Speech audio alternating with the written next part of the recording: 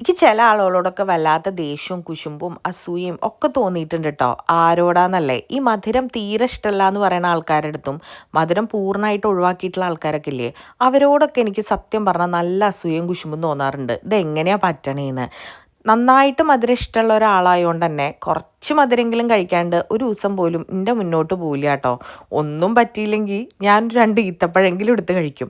അത്രയ്ക്കും മധുരം ഇഷ്ടമുള്ള ഒരാളാണ് കേട്ടോ ഞാനിപ്പോൾ ഉള്ളത് സാൻഡ്രിങ്ങം എന്ന് പറയുന്ന സ്ഥലത്തുള്ള മന്നാടി ലൈറ്റ്സ് എന്ന് പറയുന്ന ഒരു ഷോപ്പിലാണ്.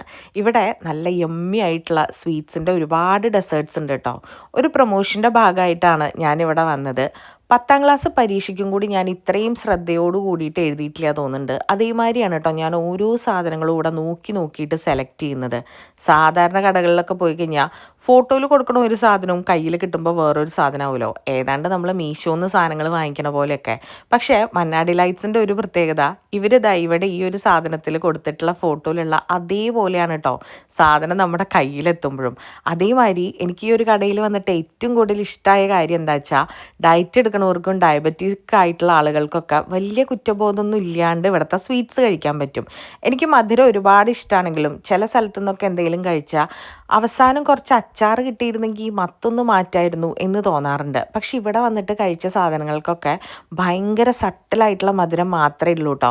അതായത് ആ ഒരു ഡെസേർട്ടിൻ്റെ പൂർണ്ണമായിട്ടുള്ള ടേസ്റ്റ് നമുക്ക് ആസ്വദിച്ച് കഴിക്കാൻ പറ്റുന്ന രീതിയിലുള്ള മധുരം മാത്രമേ ഇവരുടെ എല്ലാ ഡെസേർട്ട്സിനും ഉള്ളൂ എന്നുള്ളത് വല്ലാത്തൊരു പ്രത്യേകത തന്നെയാണ് കേട്ടോ. അധികം സ്ഥലങ്ങളിലൊന്നും ഞാനിങ്ങനെ കണ്ടിട്ടില്ല. കാരണം മധുരം എന്ന് പറയുമ്പോൾ അവസാനമാകുമ്പോഴത്തേക്കും നമുക്കൊരു കുത്തൽ ഫീൽ ചെയ്യും. പക്ഷേ ഇവിടെ അങ്ങനെയൊന്നും ഇല്ല കേട്ടോ.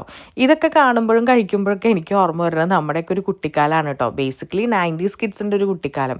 അന്ന് വനിലയുടെ ബോൾ ഐസ്ക്രീമോ അല്ലെങ്കിൽ ചെറിയ കപ്പ് ഐസ്ക്രീമോ തന്നെ ലക്ഷറി ആയിരുന്ന ഒരു കാലഘട്ടമായിരുന്നു. പിന്നെയാണ് നമ്മുടെ സൺഡേ ഒക്കെ വരുന്നത്. അതൊക്കെ കഴിഞ്ഞ് ഫലൂഡയിലേക്കൊക്കെ എത്തിയപ്പോഴത്തേക്കും നമ്മൾ അത്യാവശ്യം വലുതായിട്ടുണ്ടായിരുന്നു അല്ലേ. ഇപ്പം ദാ വായിൽ പറയാൻ പറ്റാത്ത പേരുള്ള കുറേ സാധനങ്ങളാണ് കേട്ടോ. ഇതൊക്കെ ആദ്യം ഒന്ന് പറഞ്ഞു പഠിച്ച് വരുമ്പോഴത്തേക്കും തന്നെ 4 ദിവസം പിടിക്കും പറയണ പോലെയാണ്. ഞാനിപ്പോൾ ഈ ഇട്ടുകൊണ്ടിരിക്കുന്ന എക്സ്പ്രഷൻസ് ഒന്നും വെറുതെ അല്ല കേട്ടോ. അസാധ്യ ടേസ്റ്റോട് കൂടിയിട്ടുള്ള സാധനങ്ങളാണ് ഇവരിവിടെ സെർവ് ചെയ്യുന്നത്. ഈ ഫലൂഡ ഒഴിച്ച് ബാക്കി 2 സാധനങ്ങളും ഞാൻ ആദ്യമായിട്ട് കഴിക്കാം കേട്ടോ. ചോക്ലേറ്റ് ലവേഴ്സിനൊക്കെ അസാധ്യമായിട്ട് ഇഷ്ടമാവുന്ന ഒരു സാധനമാണ് ഞാൻ ആദ്യം കഴിച്ചിട്ടുണ്ടായിരുന്നത്, ആ ഒരു ചോക്ലേറ്റ് ലാവ ഡെസേർട്ട്. പിന്നെ ആ ഒരു മിൽക്ക് കേക്കും അടിപൊളിയാണ് കേട്ടോ. അപ്പം ശരി, ഇന്നേക്ക് അത്രയൊക്കെ തന്നെ ഉള്ളൂ. പിന്നെ കാണാട്ടോ.